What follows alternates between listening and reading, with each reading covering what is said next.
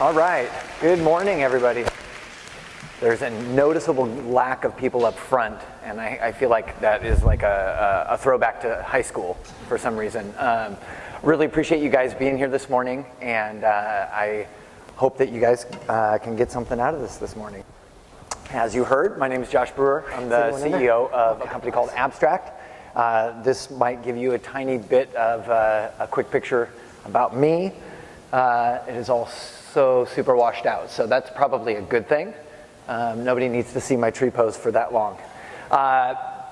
Prior to starting Abstract, I had started a small incubator called Habitat that was something that I was really passionate about after my time at Twitter. So I was very fortunate to be at Twitter from 2010 to 2013 as the principal designer there. Got to work on a lot of really incredible projects with some amazing folks there. What I want to do today is tell you guys a little bit of a story that sets some context and a little bit of backdrop for some of the more practical and tactical things that I want to share with you guys.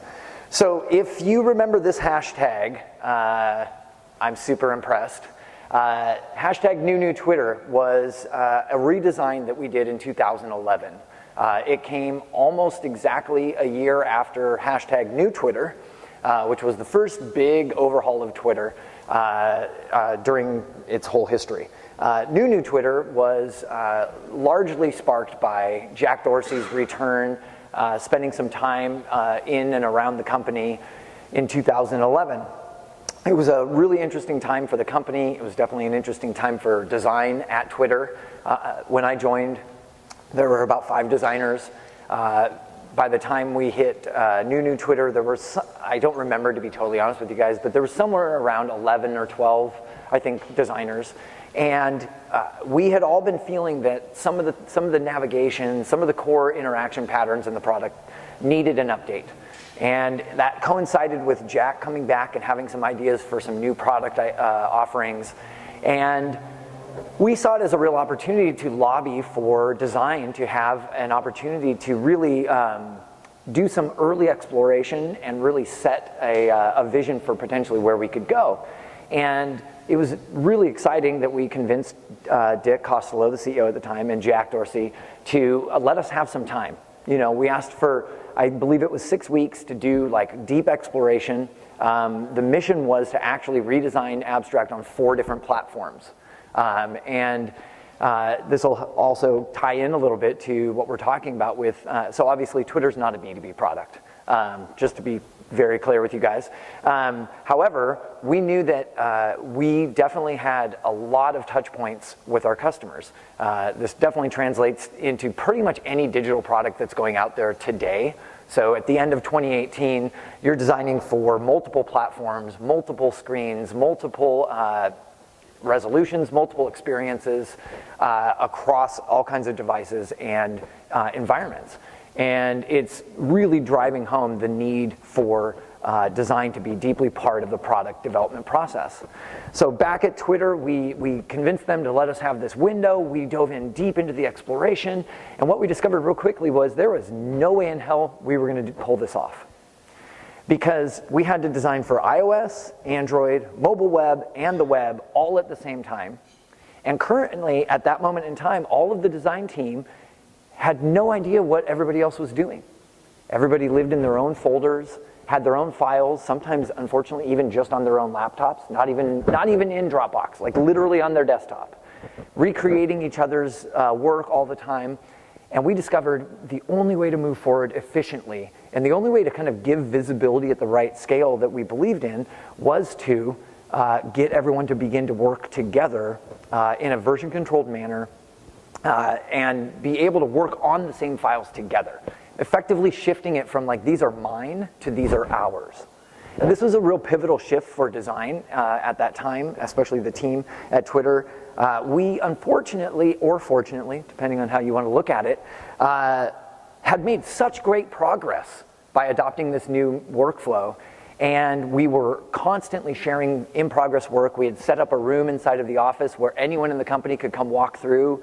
We had office hours where we would talk about explorations because we were in a massively divergent phase at that point.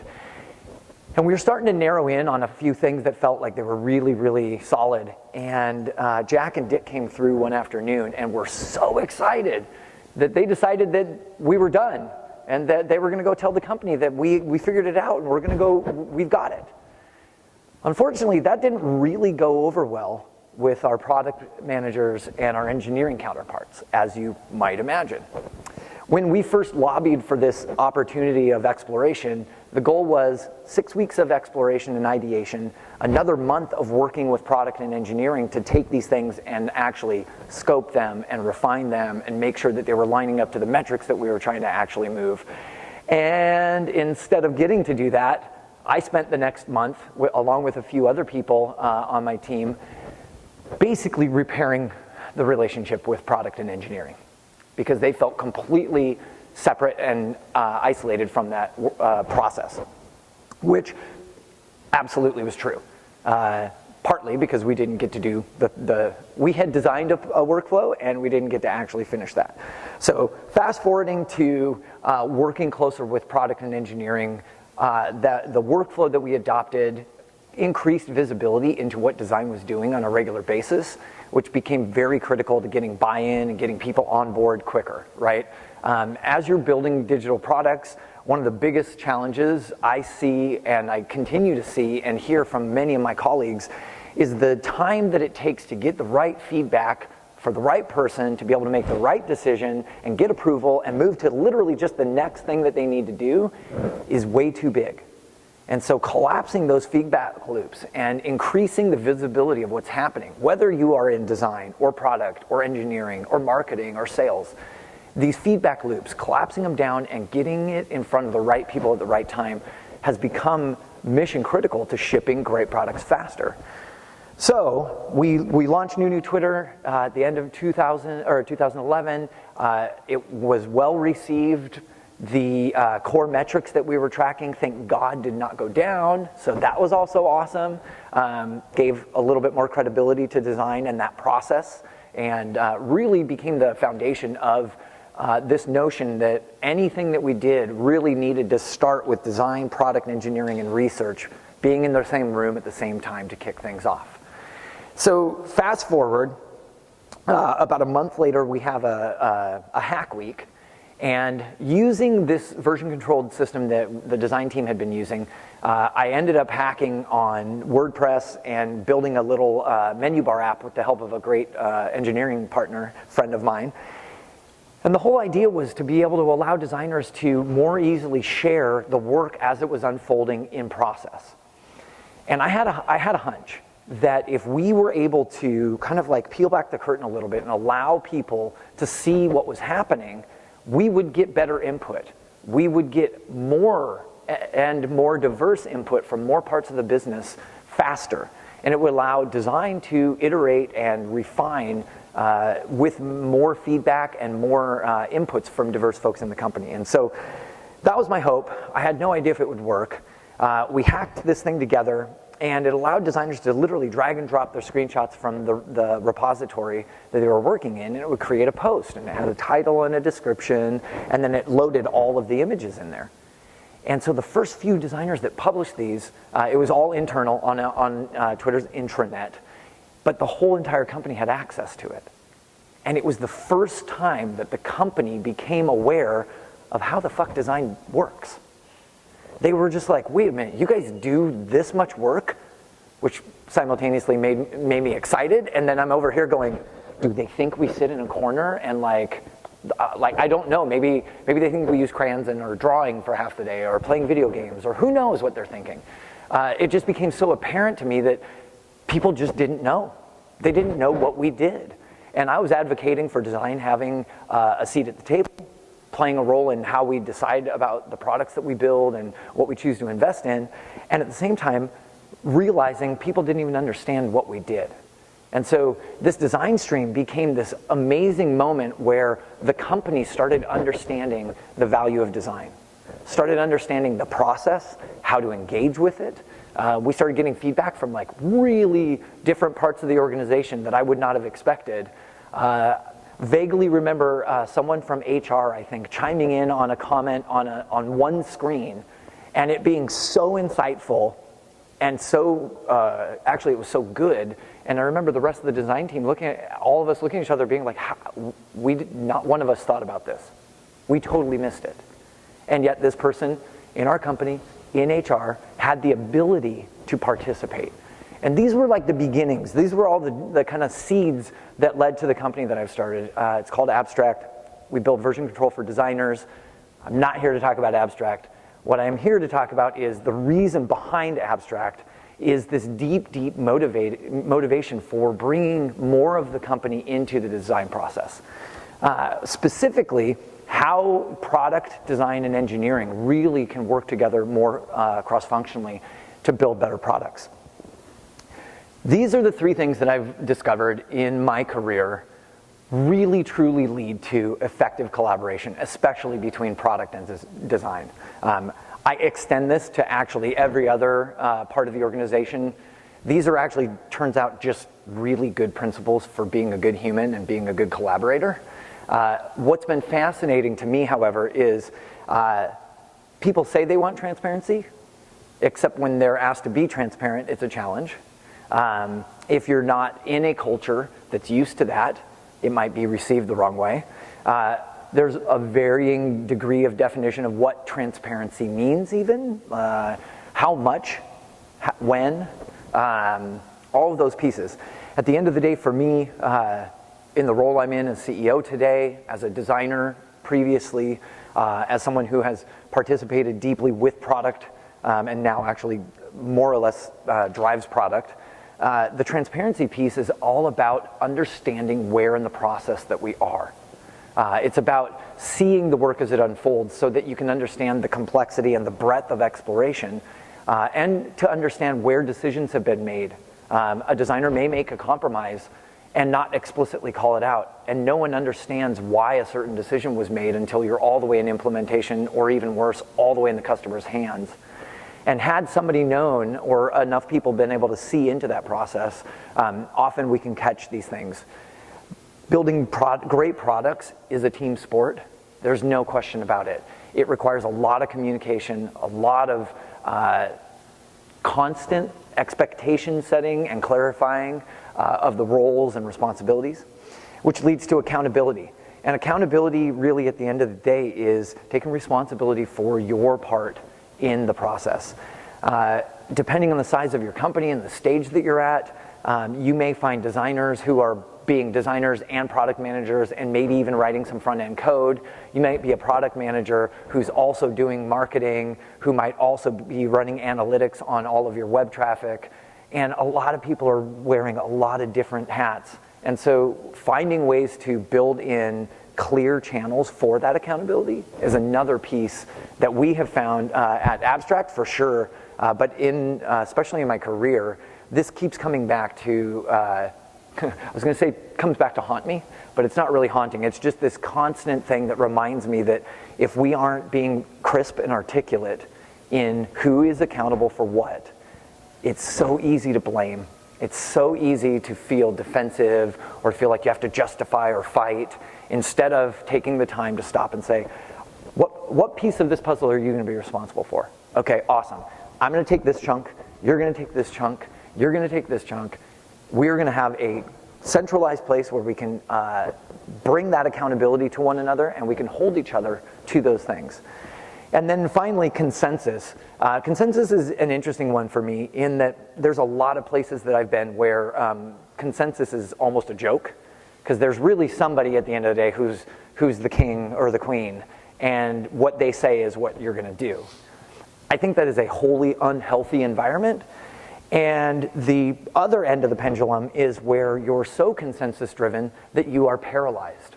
You literally can't make a basic decision for a week because everybody has to weigh in on everything, and if you haven't actually identified who's accountable for what, right, who's the decision maker in this particular instance, you get this paralysis that can happen, and I was talking about those feedback loops getting tighter and tighter. Instead, they go the other way. And so all three of these things really need to be woven together. There are a lot of systems that we use, software in particular, that reinforce these things. At the end of the day, though, it really comes down to communication between human beings. It is messy. It is not always pleasant. And if you can step into it knowing that there's the most respectful intention on the other person's part, taking a positive stance and saying that we've made a commitment together to do this thing, let me treat you as if you are my partner, not my enemy. And I've seen, I think, very well-functioning teams.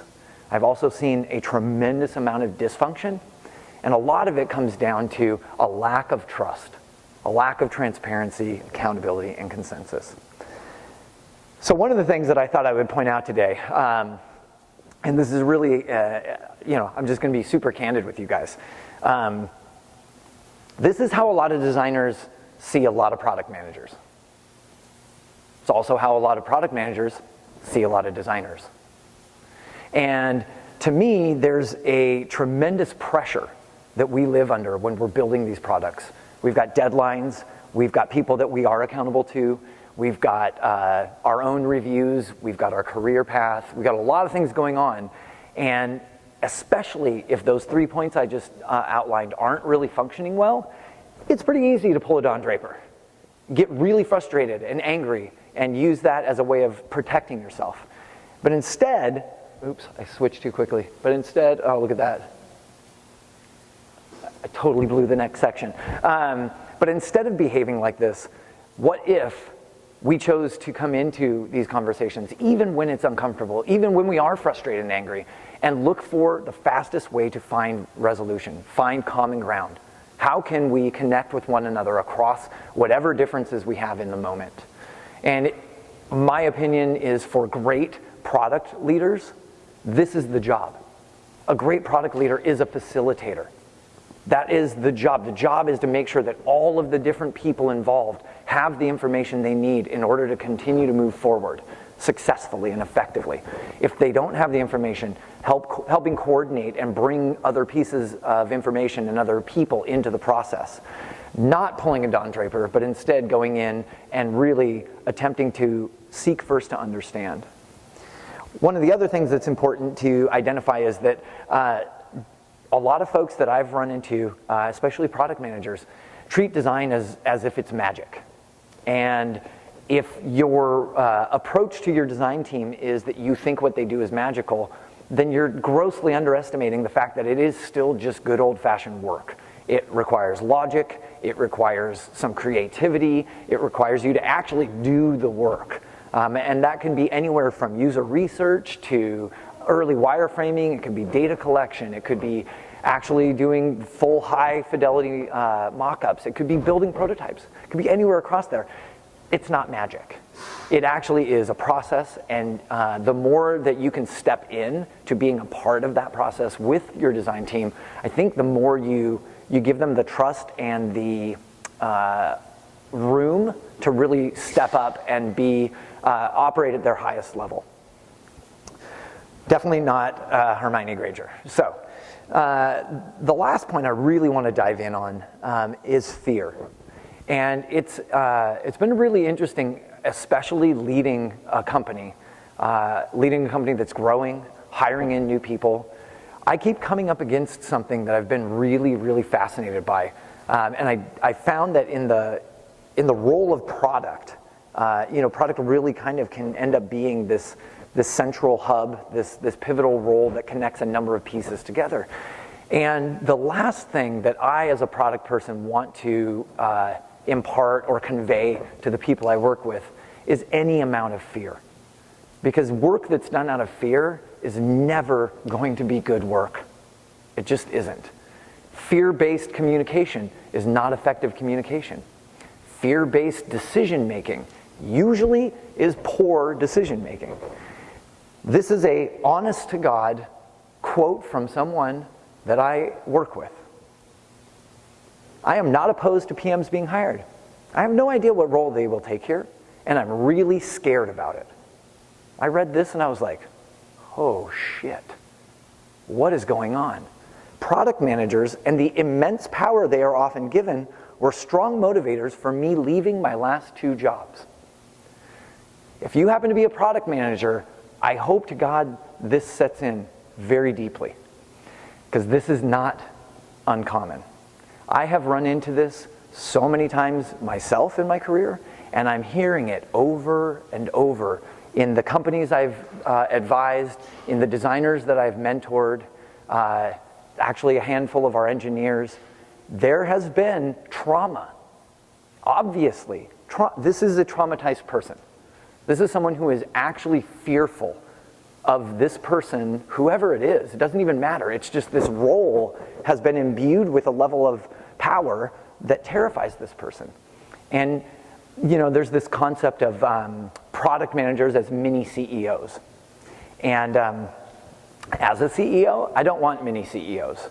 I want leaders.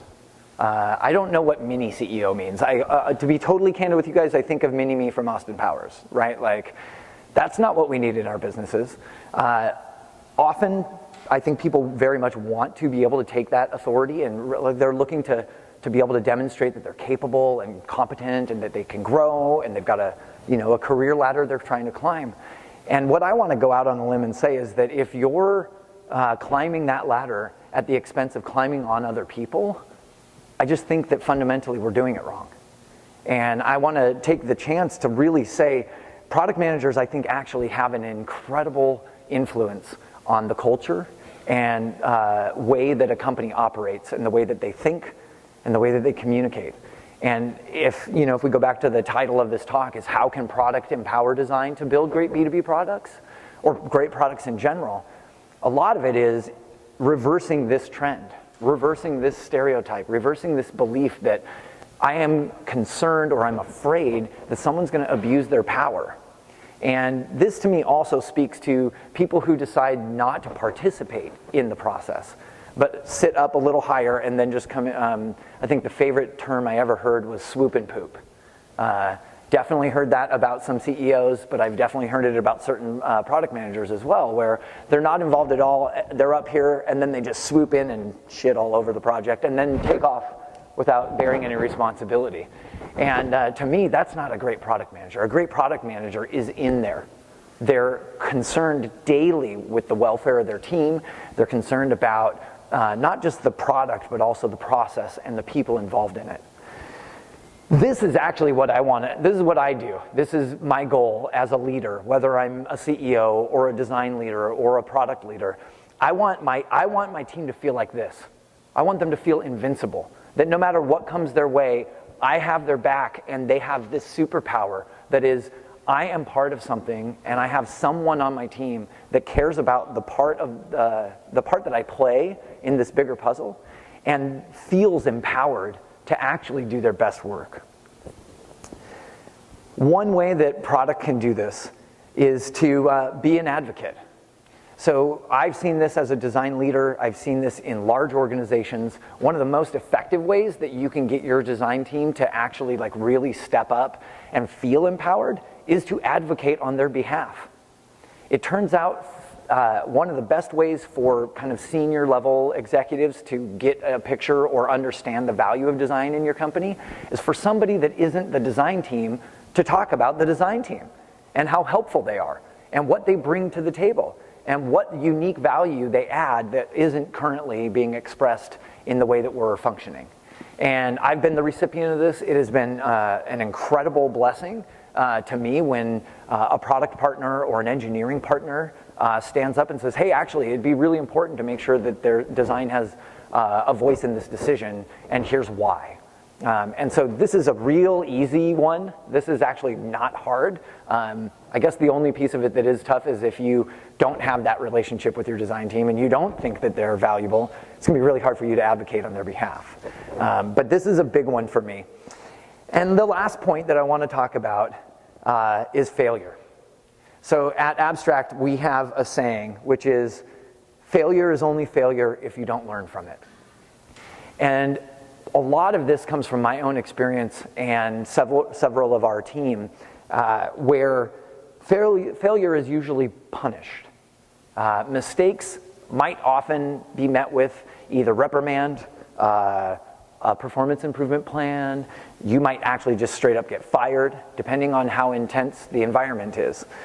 What I've seen, what I've learned, and what I've experienced is failing is going to happen all the time. Mistakes are going to be made all the time.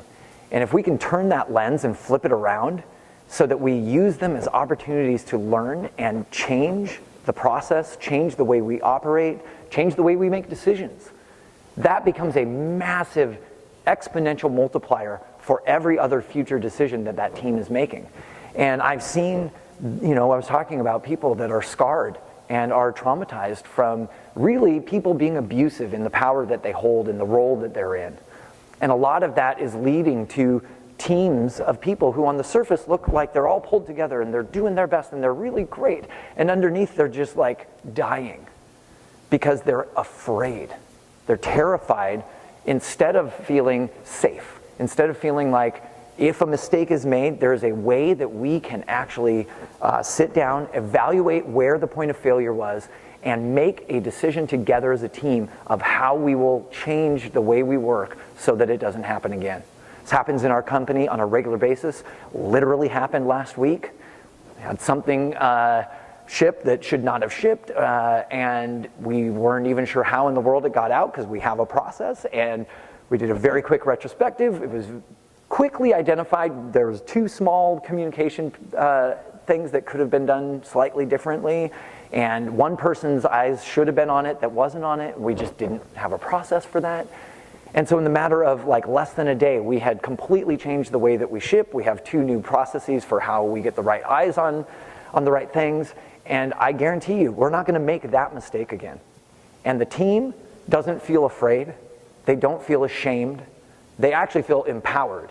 And now they're starting to adopt this mindset, which is, okay, we need to move. So for those of you, I come from Twitter, didn't work at Facebook, so move fast and break things is a terrible idea in my opinion. Move as fast as you can and try not to break things is actually kind of like where I land. Because if you're trying not to break things, it means you're being conscientious and thoughtful about the way that you're operating.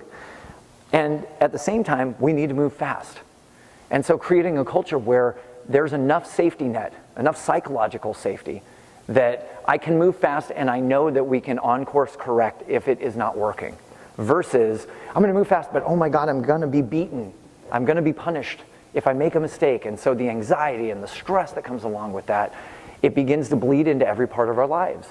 And so one of the things I'm committed to, and one of the reasons why I'm excited to be able to talk to you guys today, is I actually think that this is a very tangible, practical way that we begin to shift the culture in Silicon Valley, shift the culture in tech in general, and start thinking about a new way of being both innovative and progressive with the products we build, but also deeply inclusive and people-focused in the way that we're operating as teams.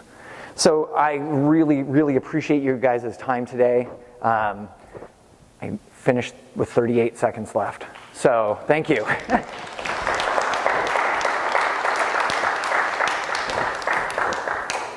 Any questions? Yes. I work with a lot of bootstrap companies that grow to 12 engineers or so without ever hiring a designer. If you're bringing somebody in for the first time at about that size, how do you do it right? How do you set it up for success? So the question was, bootstrap teams getting up and running really quickly often grow to 10 to 12 developers before a designer gets in the door. Definitely see that often. I always advocate that even if you don't have a full-time designer, having a design even as a contracting role early on can be really beneficial just to set up a few of these structures. So building out a very lightweight design system and some of the basic templates and components can allow developers to move a lot faster for a lot longer. If you are that first designer coming in, most often in a startup, you're a generalist. You're going to be asked to do a bunch of stuff. One caution I always throw out there is a lot of teams are like, oh my God, we're 12 people and we need a designer. That means we need a head of design. And I just want to tell you, your first designer is very likely not your head of design. They are by virtue of they're the only designer in the company at the time, but putting that out there as an expectation already sets them up potentially for failure. They might not be a manager. They might never want to manage. They might just be an IC. So carving out room for them to do what they do best, and then making sure if there is someone in a product role that they're connected and collaborating in a healthy way early on, with clear kind of like delineation between responsibilities. I think that's probably one of the best things that I could advocate for. Hopefully that helps. Any other questions? Awesome. Thank you guys. Really appreciate it.